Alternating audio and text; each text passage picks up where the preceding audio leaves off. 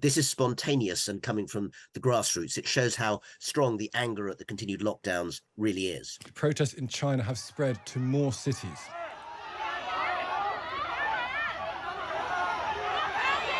That was in the financial hub Shanghai last night. Western observers can feel rather conflicted when they see protests in China. On the one hand, there's hope that it shows cracks in the world's biggest autocracy. On the other, there is fear that it will end in brutality. Let's get the perspective of Rana Mitter, Professor of History and Politics of Modern China at Oxford University, a regular China watcher for us on this programme. Good morning, Rana. Morning there, Stick. Hi. How significant are these protests, first of all? That their geographical spread seems significant. Is that true? Yes, they are very significant. During the period, now just over 10 years, that Xi Jinping, the current president, has been in power, demonstrations of this level of anger and visibility have simply not been seen anywhere in China. So this is something new. It's also notable that these don't seem to be organized from any central point. Social media is being used clearly to get people together. That's one thing that's also changed in China in the last 2 years. Social media is, of course, a big driver in its own right. But there doesn't appear to be one set of people or a little kind of tiny political grouping that's organizing this. This is spontaneous and coming from the grassroots. It shows how strong the anger at the continued lockdowns really is. But I guess the lesson of autocracy generally is when they make a mistake, and I think we could probably plausibly infer that continually trying to have a no COVID policy is a mistake for China. It feels like it will never truly succeed in the short to medium term. Autocracies aren't known for remedying mistakes, but rather they tend to double down on them.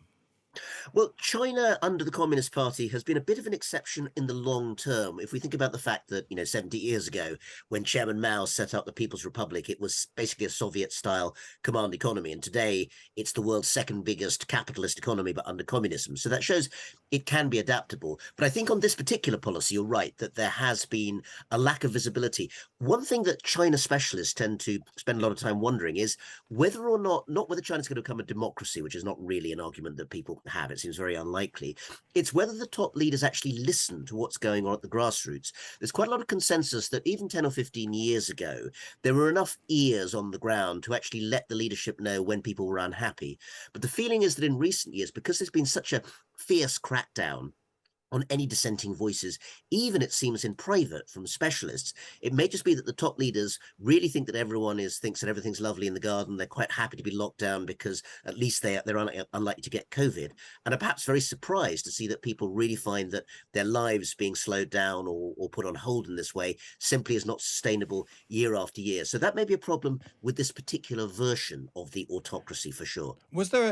Is there an issue that we were talking about this, I think, a couple of weeks ago? Xi Jinping goes to G20 not wearing a mask, and people in China see people there, all the world leaders, cozying up without masks. The World Cup is on at the minute. There's thousands and thousands and thousands of people all celebrating football without wearing masks.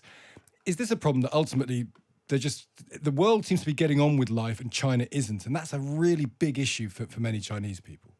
Yes, Stig, and that's where social media comes in again. I think actually Xi visiting the Bali G20 summit, maybe not such a big deal because Chinese people tend to expect that top leaders from any country will just behave differently. But seeing all the ordinary fans who are being shown on the TV for the Qatar World Cup really has made social media explode. One phrase that's used over and over again is the World Cup on another planet? And obviously that's meant to be a sarcastic question. In other words, well, if the rest of the world is getting on with it, why can't we? So yes, I think the World Cup, it's not the factor, but it's a factor in making people think, well, how long is this going to last? All right, Ryder. Well, we've lost you, but I was going to ask him an impossible question anyway, which he wouldn't be able to answer, which is where does this end? And the answer to that is, I presume, we don't fully know yet. But these protests are very different. Social media, the World Cup, all playing into them, according to Rana Mitter, Professor of History and Politics of Modern China at Oxford.